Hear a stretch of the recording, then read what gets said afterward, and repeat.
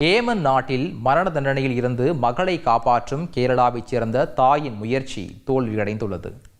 கேரள மாநிலம் பாலக்காட்டைச் சேர்ந்தவர் நிமிஷா பிரியா என்பவர் ஏமன் நாட்டில் தலோல் அப்டோ மக்தி என்ற மருத்துவரின் கிளினிக்கில் செவிலியராக பணிபுரிந்து வந்தார்.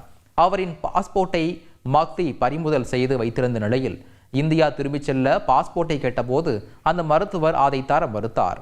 பாஸ்போர்ட்டை மீட்க அவர் தலோல் மக்திக்கு ஊசி மூலம் மயக்க மருந்தை செலுத்தியுள்ளார். இதில் அந்த நபர் உயிரிழந்து விட்டார். இதனையடுத்து 2017 நிமிஷா பிரியா கைது செய்யப்பட்டார். அவருக்கு விதிக்கப்பட்ட மரண தண்டனையை ரத்து செய்ய வேண்டுமென்றால் மக்தியின் குடும்பத்தினருடன் பேச்சுவார்த்தை நடத்தி இவர்களுக்கு இழப்பீடு வழங்க வேண்டும் என்று ஏமன் அரசு கூறியது. இதைத் தொடர்ந்து நிமிஷா பிரியாவின் தாயார் ஏமன் சென்று மக்தி குடும்பத்தினருடன் பேச்சுவார்த்தை நடத்தினார். ஆனால் இது தோல்வியில் முடிந்ததால் நிமிஷா பிரியாவிற்கு 1 மாதத்தில் மரண தண்டனை நிறைவேற்ற ஏமன் அதிபர் உத்தரவிட்டுள்ளார். மகளை மரண தண்டனையில் இருந்து காப்பாற்ற தாய் எடுத்த முயற்சி தோல்வியில் முடிவடைந்துள்ளது.